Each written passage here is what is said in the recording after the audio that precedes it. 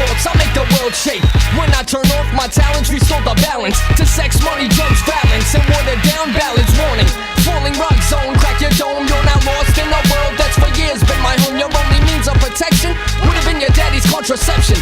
Your reflection in itself is a weapon. Your crew is not your audience. That's your crew. But you know what? Your crew is your structure, because you go from your block to the next block to the next city to the next town to the next wherever it is. So you gotta have a foundation that you're building. But what it is, we don't give people to understand, and that's why I'm here today, is just to really give people an understanding what our days is like. Me and Lenny or Eric or Riggs or the brother right here is like, we have so much shit that's coming. Everybody here is trying to be rappers, so we have to kind of make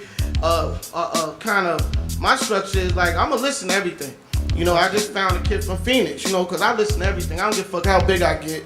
I'm always gonna make my shit seem like I'm small, because today you could be here on top today and tomorrow you be gone. I started out back in the days with Grand Poobah, Heavy D. Then the shit got low and motherfuckers didn't want to fuck with me no more. I had to come back through the door through Shaka. With Luda. So to me, I take every day as a struggle. But I'm telling you, in order to be successful, you have to have 2 fucking hit records to get in the door. Is it important that they have some kind of plan put together after the 2 records, or is that your responsibility? No, that's our responsibility. Okay. If you really on top of your game, and what we try to do is that's what you're doing. You're enhancing people. It's like I'm with Def Jam, but we supposed to take it from 1 to 5. They take it from 5 to 10 if they doing their job. Okay. So when I go to this shit, I want to make sure already that it's popping. Even after the talent and after the hit record, something that's very important is 2 things. It's work ethic, one, and personality. Because at the end of the day, like for a DJ to play the record, the promo dudes could be calling all day. Like these DJs, they gotta like the artist too. So if you an asshole, man, you got strikes against you. Serious strikes. You gotta get out there. You gotta, stay humble. Yeah, stay humble. Be a politic. Kiss all the babies. Shake all the hands. You know what I'm saying? And on top of that, just the work ethic. Today, from I've been at Bad Boy like 9 years, and today is like, as hard as the business is, I see artists doing so much more, having to do so much more to keep the machine running, to keep the records getting played and shit like that. So your work ethic gotta be serious. Like if you got 7 a.m. morning show and you get there 8:30, that's bad. You know what I'm saying? And that's definitely after I see the talent, all right, you hot. I'm gonna evaluate the shit out of you to make sure that you're ready to put in the grind. Because that's another thing, I'm not gonna bust my ass with you and go hard, you know what I'm saying? And then you drop the ball when it's time to do the promo run and all that. So work ethic, man, y'all gotta be ready to get busy. Jeff is right, outside the hit records, I say this everywhere I go, every interview, every panel, there's 2 things, man, it's full-fledged. I promise you, you will not lose. People gotta either wanna be you or believe you. You think of any artist that's out there and how much records they sold, you think of Jay, people believe him and they wanna be him. They drink what he wanna drink, they wear what he wanna wear, he sells records. DMX don't do none of that stuff, but you could feel his passion when he talked. You knew he was telling the truth. You know he robbed somebody and he had a dog beside him. You bought his record. Anybody think Jeezy, you believe he sold them bricks or whatever he talking about, 1.2 million. You're going to know the people that's talking it. You're going to believe them when you want to be them. Little kids want to put their bandana like Joel's. You know what I'm saying? Like all those things are qualities that artists must have to sell records. Yo, what up, man? It's the kid. It's Urban Threshold Television, man. My name is Rav, a.k.a. GR, a.k.a. Sign My Goddamn Check, a.k.a. Good Money. Holla at your boy when you see him. Underground, man, I'm right here. I bring it to the surface, man. I make the mainstream crossover to me. Holla at your boy. So as a new artist, should they be looking at BDS spins to kind of concentrate on? Should they be getting the mixtape game up? Should they be just getting the buzz up in the clubs in Texas? I don't know. I gotta be out here for all of it. I think the spin thing is unfair. I can't expect an artist to go get spins, or if you're in New York to get enough or flex to play a record if you're not known. Like it's straight up unfair. Me personally, I never look for spins. I don't care about spins. If you got them, it's a plus. If you're rocking in your city and everybody's behind you, it's a plus. I'm looking for the pure, straight talent. You know what I'm saying? Radio comes in to help sell records, across the U.S. So it is important to keep your relationships, and DJs is really important. So I put it more to the DJs instead of radio, because the DJ gonna feel you, he gonna play your joint. You know what I mean? And especially he's gonna get the people going. So it's not only about radio, but I do respect it. So I just leave it at that. You look at an artist like Mims, who we all respect, did very well. His single was over 100 million in audience. He was the #1 on the Hot 100. You got an artist like Young Buck that has a following, that people understand the story.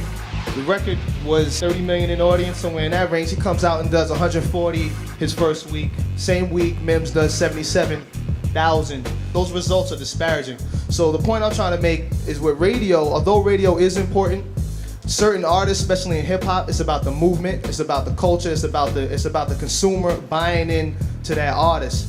And now with all these different multi-formats where people can get music, the radio is becoming less and less important, especially in rap music. Now it's about the internet. Now you're beaming stuff on your mobile phones. You're getting music through video games. So there's many different outlets right now that you're receiving music. And one very, very important outlet also is videos. Videos also play a very important role. The game is changing and radio is just not that important as it used to be. I think we need to start working on making great albums instead of just little great radio records, because the game's done changed too much. And you gotta just follow your heart and just create what you feel is the best music you can create. People told me, like, you know what? Alicia's never gonna make it unless you get an up-tempo record. I sold 24 million albums. Never had an up-tempo hit. Wherever you're from, if you're from New York, if you're from Miami, if you're from wherever you're from, you just gotta own your market. You gotta, when I come through that town, you gotta be that nigga in that market. Before Rick Ross signed to Def Jam, when you went to Miami, you knew Rick Ross was the dude in that town. When you go to Atlanta, and before Jeezy signed to Def Jam, he was the man in that town. When you went to St. Louis, before Nelly signed to Universal, he was the man in that town. And you have to own your market. Even look at Papoose.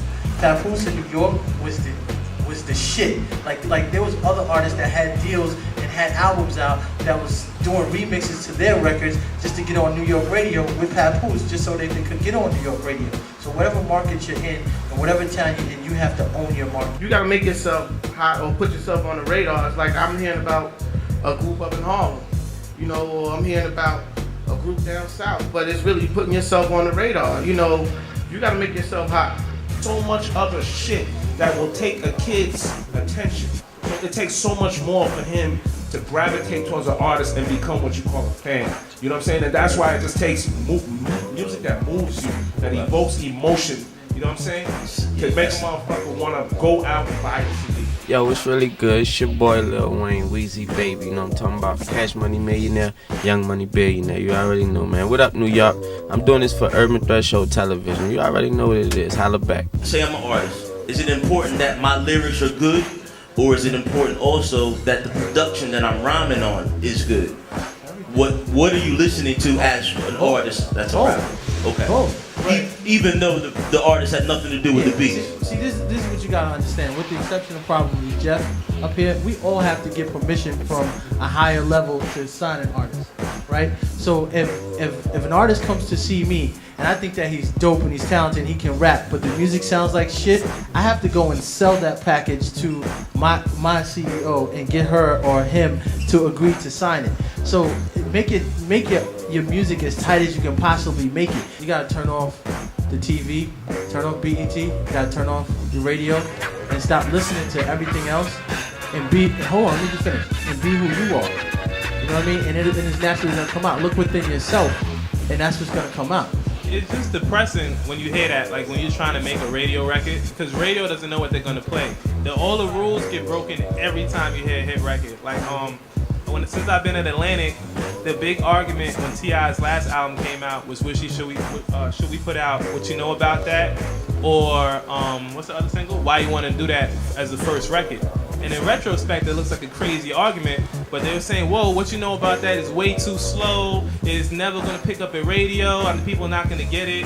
Crystal Waters sample, that's going to work, and that ended up being the biggest record of T.I.'s career and one of the most pivotal records for Atlantic Records, versus a record that's just topped out like at number 35 in the charts. You really can't make records for radio. You make records for yourself. It's Wankster, You Don't Know My Name. There's a million, zillions of examples of this, and the streets dictate at the end of the day. The people dictate it. The tastemakers dictate what kind of records they're gonna